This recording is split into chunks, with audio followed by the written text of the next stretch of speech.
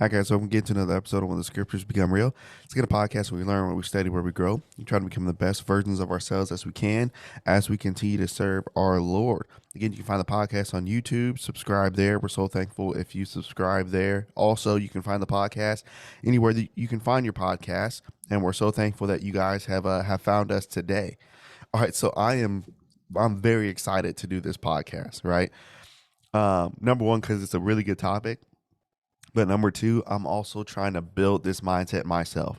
So I'm sitting here working with you as I'm in the process of building this mindset myself. So our topic today is very simple. It's actually one word. Our topic today, what we're going to talk about, is just entitled "Good." It's just entitled "Good." Well, what does that mean? Good? Like, what are you talking about? So this week, I was listening to a speech by a former Navy SEAL, right? And you can, his name is Jocko Willenick, right? And in this speech, he was talking about, in the field that that he did as he was as a Navy SEAL, but also he translated that over in life. So in life, it's all about making adjustments, right? Through the unexpected turns of life, right? All of us have unexpected things that happen, unexpected things that pop up. All of us have it. So he mentions the good concept, right? I was like, what is the good concept? He says anybody that ever came up to him, right? A former Navy SEAL, someone that he knows personally in his personal civilian life, anytime anyone had a personal problem or a team problem, no matter what it was, he would always say, good. I mean, no matter what the problem was, he would just say good. And so his team and other people were so confused. And I was even confused as I was listening to it. I was like, how is that good? Like, I don't understand. And he said, everything bad that happened, he said, it's an opportunity. He said, good. So this means no matter what the situation is, you're going to get better. Good. Oh, you have this problem? Good. You learned. Oh, good. Now you can figure out a solution. Good in his mind means that you still have the opportunity to fight, but you also have the opportunity to get better than what you were. So that's why he always said it's always good. So for us, which is an awesome concept, but for us, life is full of like unexpected problems. And sometimes life is full of expected problems too.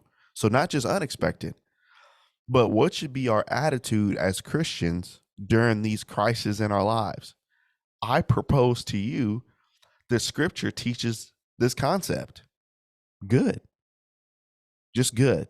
So that's what we're going to get into. And I'm trying to work through this. So I'm working through with you because I want to try to gain this mindset for myself.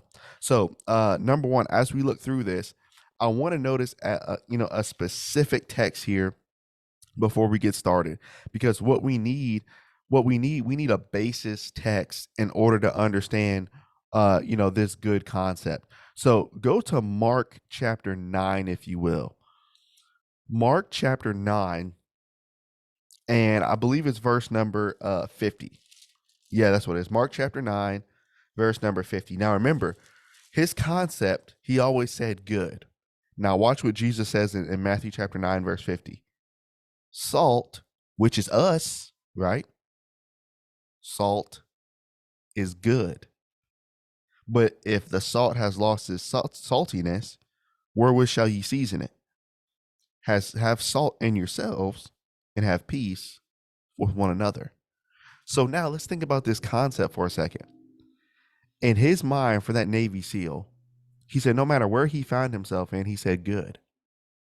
So Jesus said salt, which is us. Guess what salt always is? Salt is always good.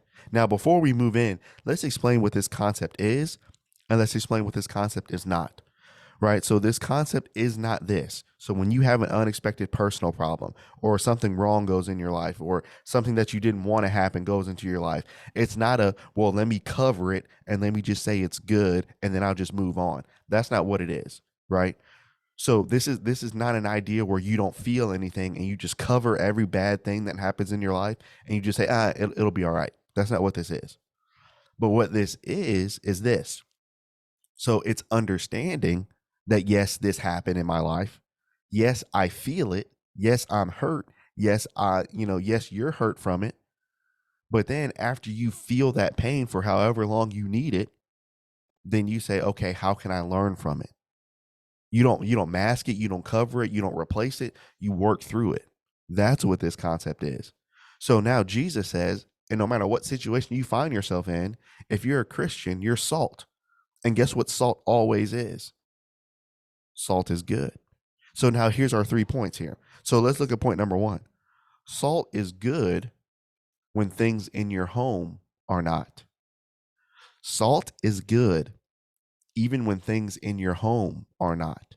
So there are some Christians who have grown up in the church. There are some Christians who've grown up, they have a faithful father, they have a faithful mother, they have faithful brothers and sisters. There are homes like that.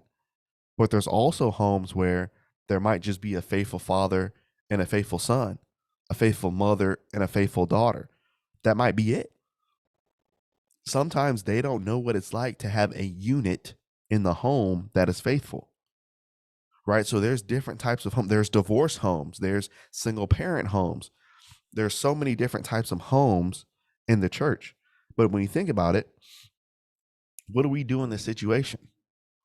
In this situation, no matter where we find ourselves in, even if you are a Christian, guess what? Jesus calls you to be what? Salt. So let's look at this for a second. Salt does 3 things, right? Salt does 3 things. Salt seasons. So when something tastes bland, right? When you put salt on it, it tastes so much better, doesn't it? Because it seasons it. Salt also can clean, right? Salt is in certain cleaning agents, so it's able to make something that's dirty to make it better. Then number 3, not only does salt season and clean, but salt preserves. Sometimes when you put salt over certain food, you can use it to preserve it to make it last longer. So now, guess what Jesus is telling us? Okay, you're salt in a Christian home that has a faithful father and mother, everything's okay. But then you're salt in a home that may be broken, or maybe you're the only faithful one, or maybe just you and another person is faithful in your home. So you have 2 situations with 2 Christians that are both salt. So what does Jesus tell us to be? In both situations, you can affect your situation by being salt. And Jesus said, no matter where the salt is planted, salt is always what? It's always good. Salt is good. So now let's look at this. Look at Genesis chapter 50. Genesis chapter 50. And let's look at verses 19 and 20. Now, again, as you're turning there, here's our context. So if you don't know the account of Joseph, Joseph at a young age, around 17 years old, right? He was loved and beloved by his father Jacob, but his brothers hated him because of the dreams that Joseph had. And so Joseph's brothers sold him into slavery. And after he was sold into slavery, he worked for Potiphar. Then after he worked for Potiphar, then Potiphar's wife accused him of doing things sexually with her that he didn't do. So now Joseph is thrown in prison. Then Joseph helps the butler and the baker in prison. But then after that, then they forget about Joseph for 2 years after one of them is released. Now Joseph comes back out of jail, and now there's a famine in Egypt, and now they need help. So then they call Joseph, and Joseph says, hey, we need to preserve this food for 7 years during this famine. So now Joseph is now in second in command in Egypt. So Joseph went through 16 years of terrible things happening in his life. So Joseph doesn't sound like he came from a very loving family, does it? You know, I can't imagine my own brother selling me in slavery. That's not a very loving family, is it? So now when you think about this, Joseph had every opportunity for those 16 years to say, I'm not good enough. I can't do it. I'm not worthy. I'm not them.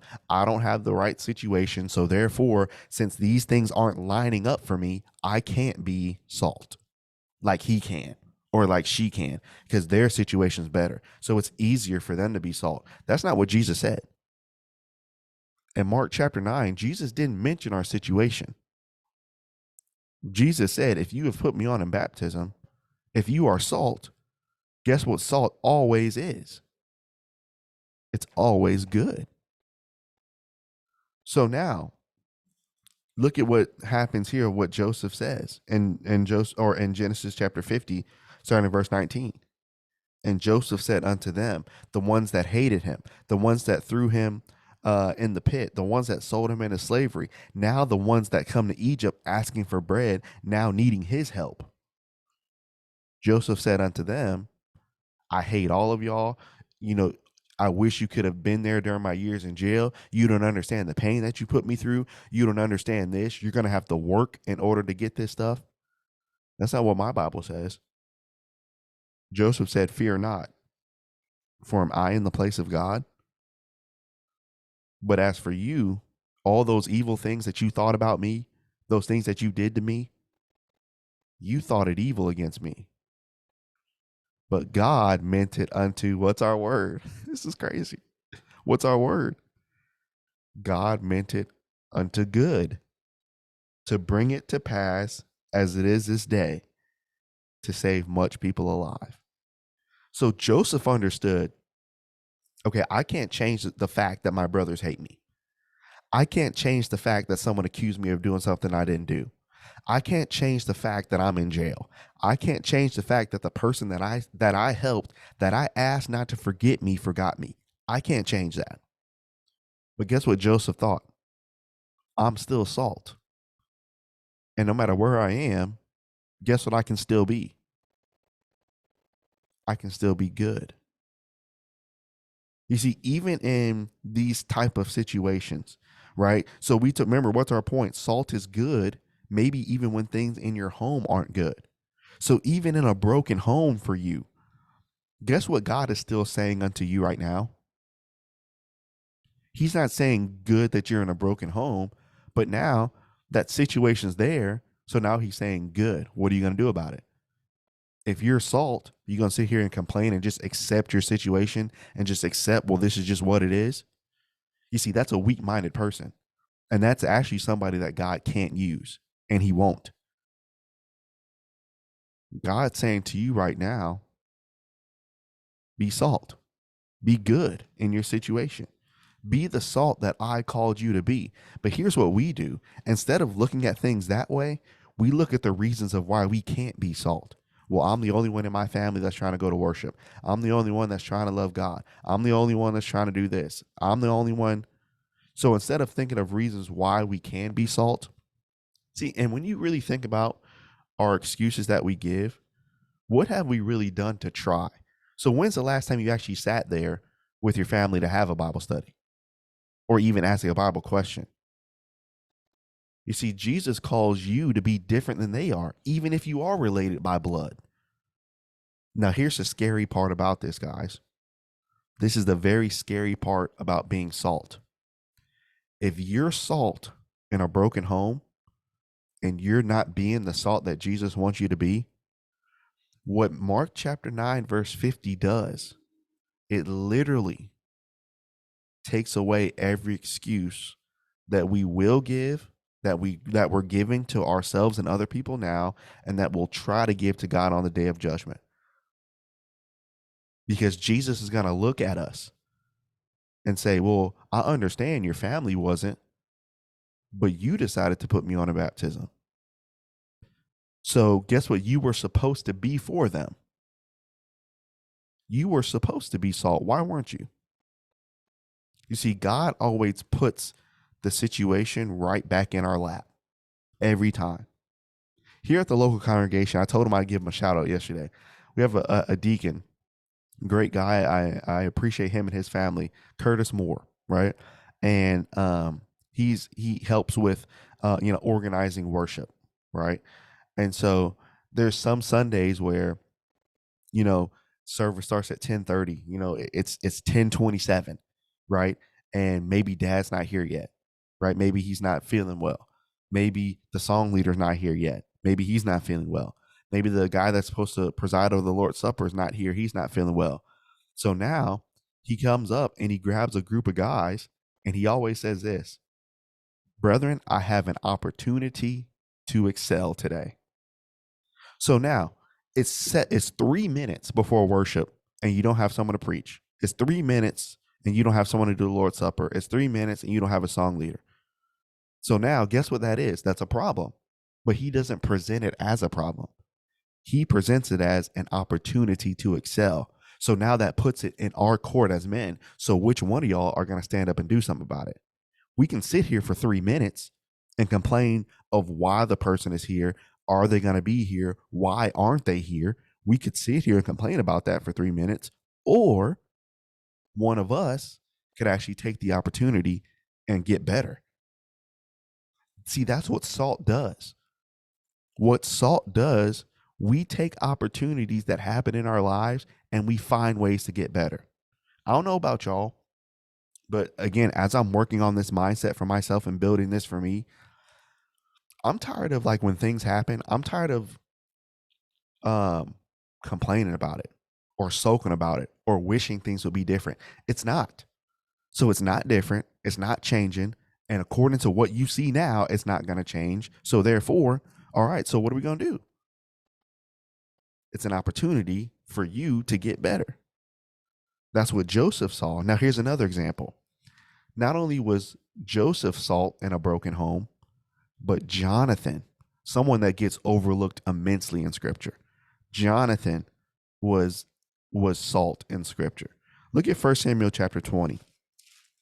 1 Samuel chapter 20, and we're going to look at verses 30 and 33. 1 Samuel chapter 20, verse 30 and 33. So now, if you don't know anything about Jonathan and David were best friends, right? But here's the situation. Because of David's ascension, because of what he was doing, David was killing Philistines. David killed Goliath. David did all these things for the kingdom. But Jonathan's father was King Saul. And David did all these things underneath Saul. So Saul got jealous of David. So now you have Jonathan and David who are best friends. But because of Saul's hatred for David, now Saul doesn't want Jonathan with David. So now, what do you do in this situation? This is a bad situation, right? So now let's look at what Jonathan does. 1 Samuel chapter 20, starting verse 30. So now look at what happens here. So they're at the dinner table here in the context. And what Jonathan, or what David tells Jonathan is, hey, I'm gonna say that I'm gonna go over to Bethlehem to go see my fathers, right? So basically they're here and David's seat is empty. So now Saul wants to know where David is. Look at verse 30 of chapter 20. Then Saul's anger was kindled against Jonathan, and he said unto him, thou son of a perverse and rebellious woman, don't you think I know that you have chosen the son of Jesse to your own confusion, unto the confusion of your own mother's nakedness? And now watch this. Now he threatens his son. For as long as the son of Jesse lives on the ground, you as my heir, you will never be established, and your kingdom will never be established. Therefore, send and go get him, unless you die. So now think about how bad of a situation this is. Jonathan loves David as a best friend, but Saul hates him because Saul is the one that's jealous. So now guess who has to suffer because of this? Jonathan. So now this isn't a great home situation, is it? But guess what Jesus said salt always is? Salt is good. So Jonathan could have been like, man, I'm out. Since my own father's saying this to me, what hope do I have of being salt? I can't really do this. My family's dysfunctional. I can't really be salt. I can't do this. He could have said that. But Jonathan was salt.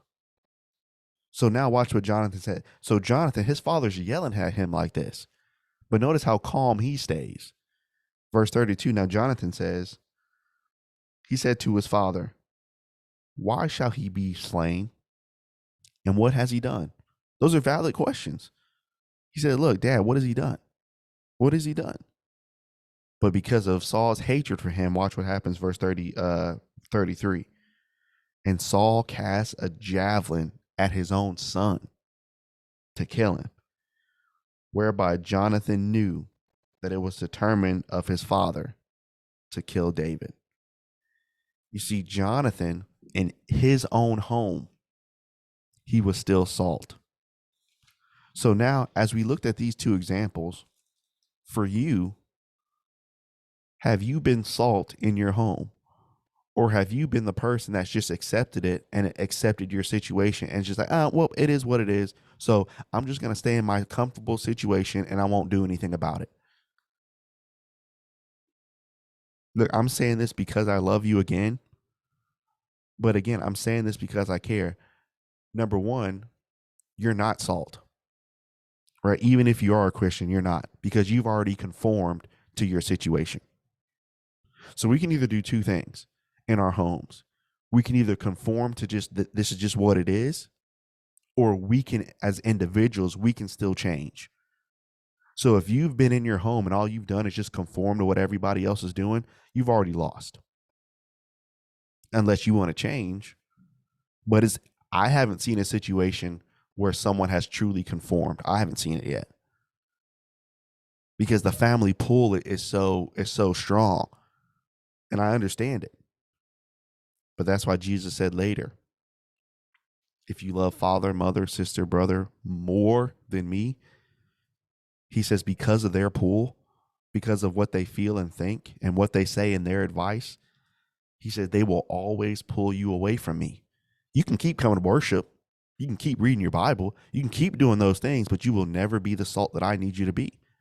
And Jesus said, then you can't be my disciple because you'll always have a stronger pull than me. Jesus knows what he's talking about.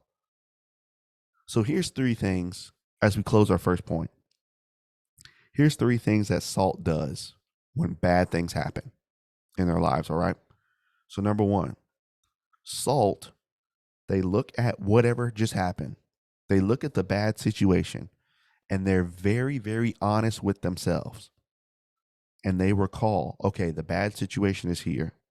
But before it happened, did I do my absolute best within my power before it got here? Did I do my absolute best? And you answer that honestly.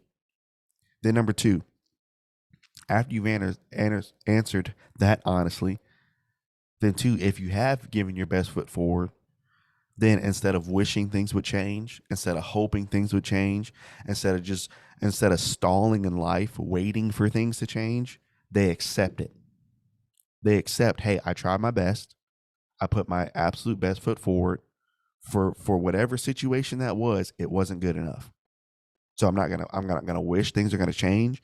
I'm not gonna hope. I accept it. So now, does accepting it mean that you don't feel it? No, you feel it. You can still feel and still accept something. So you accept that, okay, this bad situation is not gonna change, right? There's nothing you can do to wish it away. But then number three, here's what they do. After they accept it, then they find opportunities to get better individually for God. They find opportunities. So Jonathan and Joseph, they looked at their situation. Had Joseph done anything wrong? Did Jonathan do anything wrong? Nope. So they gave their best in their situation. But could could Joseph control his brother's hatred towards them? Nope. Guess what Joseph had to do? Accept it. Could Jonathan control his father's hatred towards David and eventually his hatred towards him? Nope. He had to accept it. So now, is that a situation that both of these guys wanted? Absolutely not. But could they change it? Nope. So they had to accept it. So now, when both of them accepted their terrible situations in their home, did they stop being salt? They got better. Jonathan still helped David. Joseph still helped his brothers. They got better. Salt is good. So then number two, not only is salt good when things in your home are not. This is my favorite podcast right now. This is crazy, man. Oh, there's so much. I can't wait to help other people with this. All right, so two, salt is good when things in your home are not. But then number two, Salt is good when you're the only one. I think there's a misconception about this. Obviously, the more salt that you have in terms of Christians, that is the better. That's awesome. That's great. But salt can still be just as effective by itself. So yes, if you had a whole bunch of people that were salt, that's huge. But if you still have one person that's salt, that's still huge, right? Salt alone can still be effective. So look at this. Look at Genesis chapter 6. Genesis chapter 6. And let's read verse 5, and then we'll jump down to verse 8. All right, so this is again recounting the flood. And so verse 5 is going to explain how bad the earth was at this time. So verse 5 of chapter 6. And God saw that the wickedness of man was great in the earth, and that every imagination of the thoughts of his heart was only evil continually. So that sounds like a situation where you don't have a lot of salt around you, does it? And notice, he said the whole earth was like this. This wasn't a county, right? This wasn't a state. This was the earth. The earth was like this. So now, notice, Noah doesn't have a lot of salt around him. See, this is what kills our young people when they're teenagers. And this is what kills our college people. And then it transfers to when they're adults. Man, no one else is really going to that Bible study. I'm not going to go. No one else is really doing this. I'm not going to go. You see, we have this mentality where we can't do something unless a whole bunch of people are there. If you do that, you'll never grow up. Y'all hear what I'm saying? If you do that, you'll never grow up. Because what if Noah, and look at what the Bible says in verse 8, but Noah, being the only salt, he found grace in the eyes of the Lord. So what if Noah just would have sat there, man, there's no other salt around here. Man, there's nobody else like me around here. So what if he just would have sat there and complained that no one else wanted to do what God wanted him to do? Noah couldn't have been the leader to save his family. You see what salt does? Salt, it's effective. Even if you're by yourself, salt is effective. Sometimes we think because we're doing something by ourselves that we can't be effective. That's 100% false. Now, am I not saying that you want as many people there? 100%. But what happens if a Bible study is happening and one person shows up? Real quick before we keep going, Matt Jones, a guy that I highly respect. I love this guy to death. He taught me so much. There was a time where we worked together, and sometimes when we did like a really fun activity, I'm talking about like going somewhere or doing this, 50 people show up, right? It's ridiculous, right? But then when we did something where we just chilled out, maybe had a Bible study, maybe had a prayer session, 4, 5. So Matt and I would sit in the office and talk sometimes. And sometimes we would be so discouraged because, well, why does 50, 60 people show up when we want to go, do this event, or we want to go to this outside mall, or we want to do this. But when we actually want to do what we're supposed to be doing, 5 people show up. So we got very discouraged.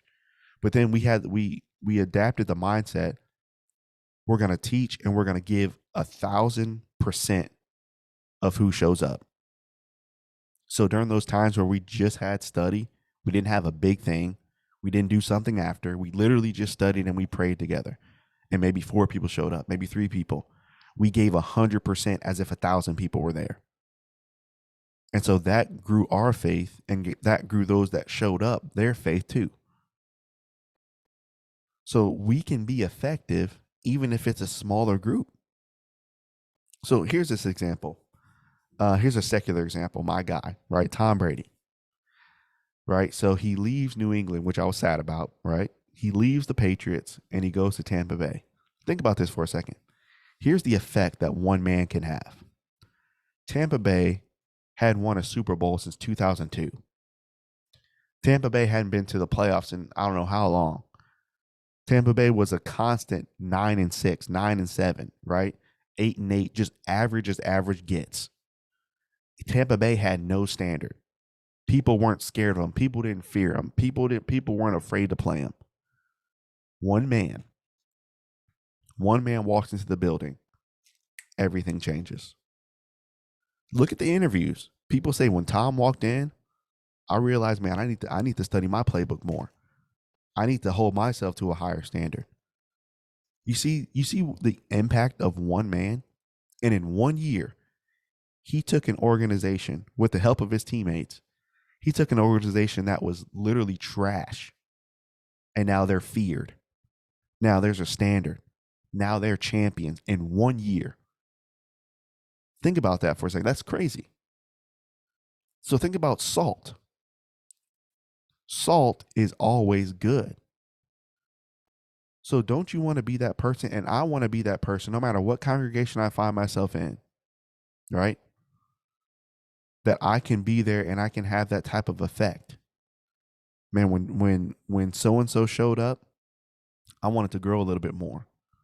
Right? When Jordan was there, I wanted to grow my faith a little bit more. I wanted to hold myself to a higher standard because I saw how hard he was working. I saw how hard he was giving. I saw how hard he was doing this. So I can do it too. Salt is always effective. One piece of salt in a congregation can change it for life. Even alone, you can affect change just like Noah did. He affected change. We can be effective. But here's the thing about salt. In order to be effective to help other people, you have to be effective on your own. So guess what that takes? That takes self-motivation, takes self-study, self-discipline, self-this. I mean, it's hard. Here's a book I want y'all to check out. You know, I understand why my mom always said read a book a week. I get it now, right? And this is what I'm trying to do. So if you're watching the video portion, I'm holding the book up. The book is called How to Survive Change That You Didn't Ask For. Bounce Back, Find Calm in Chaos, and Reinvent Yourself by MJ Ryan, right? Great book so far. But notice, I want to read just a quick excerpt here of what it talks about when you're trying to help people. Because as salt, that's what we do. We try to help other Christians and we try to help other people. So this is what we do as salt. But here's what other people don't realize. And sadly, this is what even some Christians don't realize. They don't even realize that they need help. They have become so comfortable in their situation that they think they're doing what's right and they're doing absolutely wrong.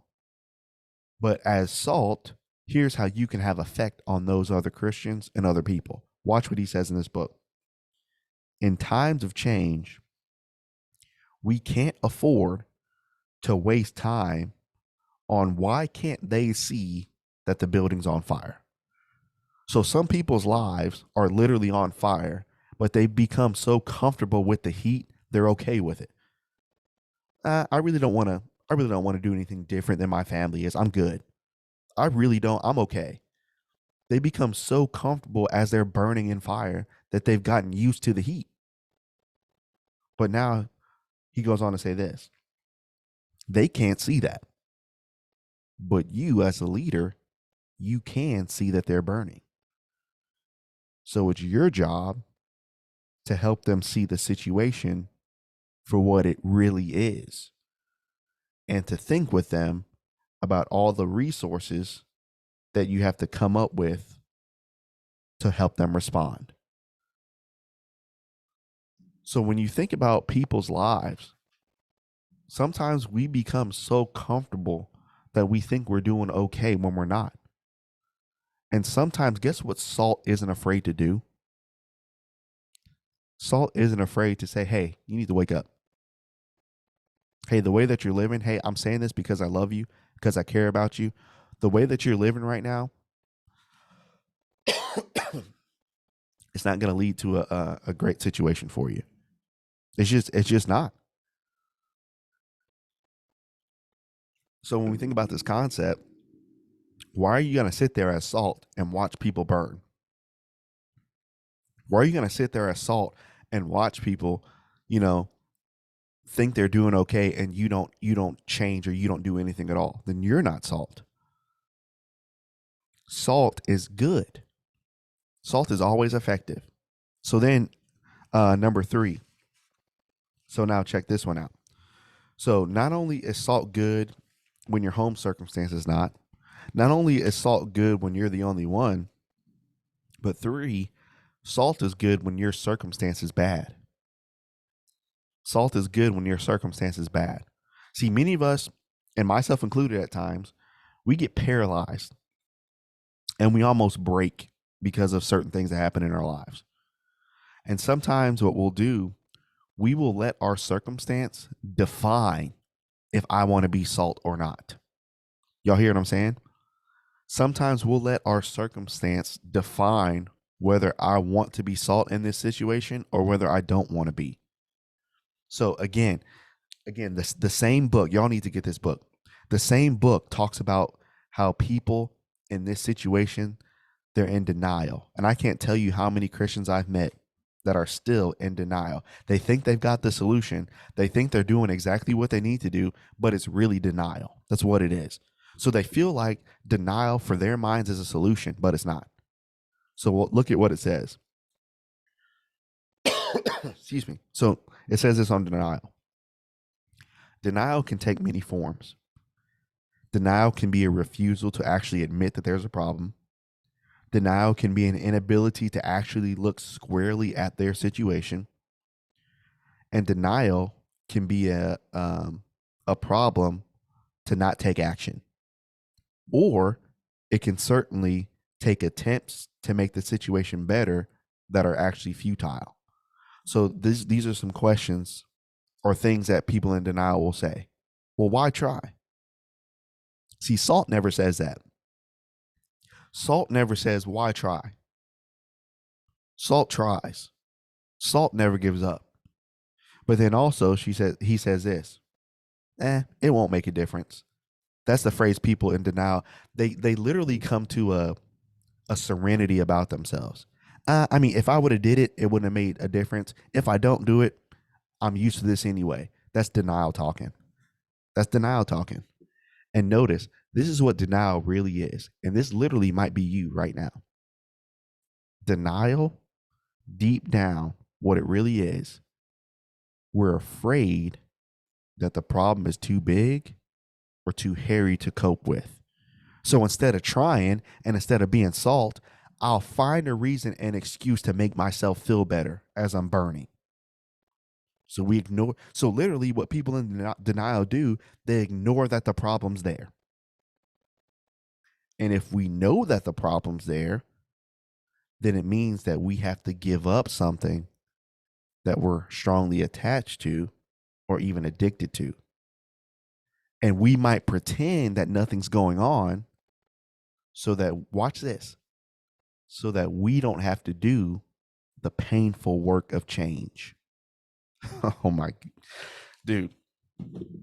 So this is why 2 things. This is why people don't want to change in their lives, and these are the same people that complain. But 2, this is why people won't be salt. And this is why Christians won't be salt. Because guess what salt requires? In order for you to be salt, you have to change. And so here's the crazy part, guys. I'm trying to picture this, and it's hard for me to wrap this thought process in my mind.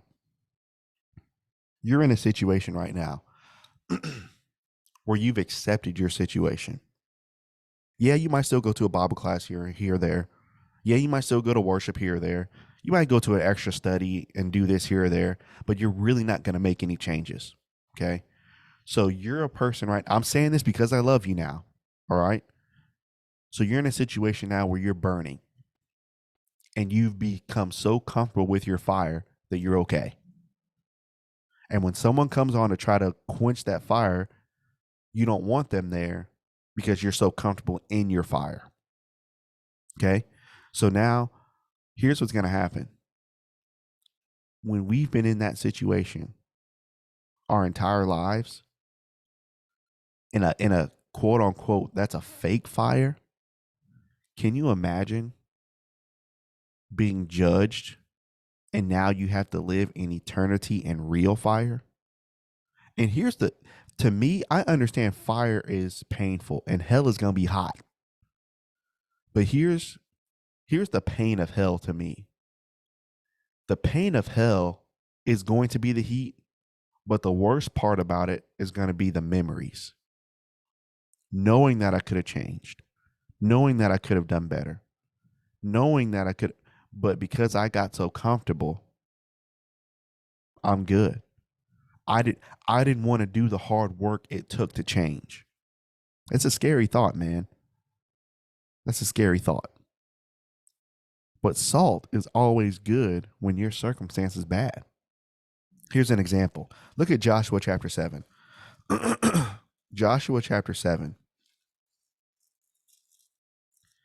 And I want to notice verses 8 through 11. All right, so here's our context here. So the children of Israel just lost the battle to Ai. Terrible loss. But notice, Joshua starts grieving over this loss. But notice what God tells him to be and how God tells him to respond after this happens. So verse number 8. O Lord, what shall I say when Israel turn their backs before their enemies? For the Canaanites and all the inhabitants of the land shall hear it and shall envy us around it and cut off your name in the earth. And what will you do to thy great name? So, Lord, we just lost this great battle. Everybody's going to say around us that we lost. What are we going to do about it? The Lord said to Joshua, get up. Why do you keep lying on the ground? See, this is what salt does. Salt is always good. But in a bad circumstance, as hard as it is to get up, salt always gets up. Salt always gets up. Israel has sinned, right? They've transgressed my covenant. You handle that. Get up. Sanctify the people, right? So here's what getting up does. Getting up and changing.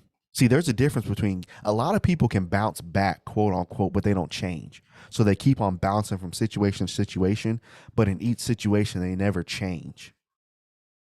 So it's one thing to get up, but it's another thing to get up and change. That's what salt does. But what many of us have done, we've gotten so comfortable in our situation that we've literally convinced ourselves, I'm good. I'm okay. See, those are the type of people that are going to go through the ringer later. Because now we didn't have it in us to do the work that it took to change. See, sometimes what we need, and this is what salt does, sometimes we need a smack in the face to wake us up from our situation. And this is what salt does. Salt wants you to be the best version of yourself. So salt will tell you what you need to hear, not what you want to hear. You understand what I'm saying? Salt will tell you what you need to hear. And this is what we all need. We need spouses that are going to tell us what we need to hear. We need boyfriends or girlfriends that are going to tell us what we need to hear, instead of running to people that just agree with us all the time. We need preachers that are going to tell us what we need to hear. We need youth ministers to tell our youth what they need to hear. Because that's what salt does. Your circumstance is not going to change unless you hear what you need to hear. You remember, here's a secular example. Y'all remember for you Marvel fans, in Avengers Endgame, when Thor, he got really fat, right? And he was in there playing video games, and all he was doing was just eating video games and just eating pizza and doing all this. And so the Hulk and Rocket came up and they said, hey, buddy, we need you. He said, no, like I'm good. He was in denial because he lost, and he never lost. And so they said, look, man, we need you. The world needs you. Right? He needed a smack in the face. Look, bro, what you've become is not who you are. You need to get up. You need to help us. See, sometimes that's what we need to tell people. Look, man, I understand you might not want to change. I understand that you've pretty much probably accepted your situation. But let me tell you, because I love you, you're not going to end up where you want to be. Salt is good. But let's go back to our original text as we close in Mark chapter 9 and verse 50. So now, salt is good. But then it says this. But if that salt has lost its saltiness. So how do I lose my saltiness? By not being good in my circumstances, by not being good in my home, by not being good when I'm the only one, by being quiet, by conforming to what everybody else in my family's doing, by conforming to doing the easy way, to find shortcuts, to not wanting to change. That's when you've lost your saltiness. So again, you're not salt. Even if you are going to Bible classes, even if you are going to worship, even if you are doing these things, you're not salt. You've already lost it. Because in your situation, you're not affecting change. And you're not changing either. So you are not salt today. You're not. But if salt has lost its saltiness, why are you going to use it to season something with? So if you conform just like your family is, how are you going to change them? God said, I can't use you. You're just like them. So how am I going to use you to season them? How am I going to use you to season your spouse? How am I going to use you to season someone at the kind? I can't use you. He says, have salt in yourselves and have peace with one another. Guys, there might be some things happening in your life right now. Right now, you might be that Christian where things in your home aren't great. You might be in a situation where you're the only one. You might be in a situation where your circumstance is really bad right now. Guess what God is saying to you right now? If you're salt, good. Because salt is good. So now, when we think about this, how will you use your situation to get better and to glorify God? How? How will you use your situation to get better and glorify God? Don't get in this rut where you've come to grips with this situation. You've just accepted, this is just how things are going to be. Please don't be that person. I'm begging you with everything I've got. Please don't be that person. Because if you are, number one, Satan already has you. 2, your situation is not going to change. 3, if things actually get better, things in the end for you aren't going to be great. So either way, you're going to lose. But I don't want you to lose. I want you to get better. Salt is good. Let's be good in whatever situation we find ourselves in. That was crazy, right? That was crazy. I mean, I'm trying to adopt this mindset for myself. No matter what, always be good. No matter what situation, when things are working out, be good. When things aren't, be good. When things are expected, be good. When things are unexpected, be good. Doesn't mean I don't feel it. I feel it. Doesn't mean that I don't care. I care, but feel it. Be good. Salt is good. Man, I hope that this was able to help you guys and encourage you. I know it did me. And actually, I've got this guy's book, and it's coming in today, and I'm going to read that. I'm really excited to read that today. But I'm just so excited to be able to work and to grow and to help you change. Again, you have my number, call me, right? If you have me on Facebook or Instagram, let me know if you need help, right? Because we just heard a sermon on this Sunday about asking for help. That's something that we all need because we're all trying to get to heaven together. And sometimes we don't ask help because we're ashamed or, we're going to be a burden to somebody, or I don't want to embarrass myself, or I don't want to be, bro, we all need it. We all need help. So let's all help each other get better and get to heaven. Appreciate you guys so much. Love you guys. All of this is said out of pure, genuine love for you because I care, because I don't want to see you in this fire, right? I'm trying to save you out of it. So let me do it, right? Let me save you. Let me help you and let me do anything I can to help you guys. So I will be back, Lord willing, on Monday with another podcast. And we will see you guys then. Thanks, guys.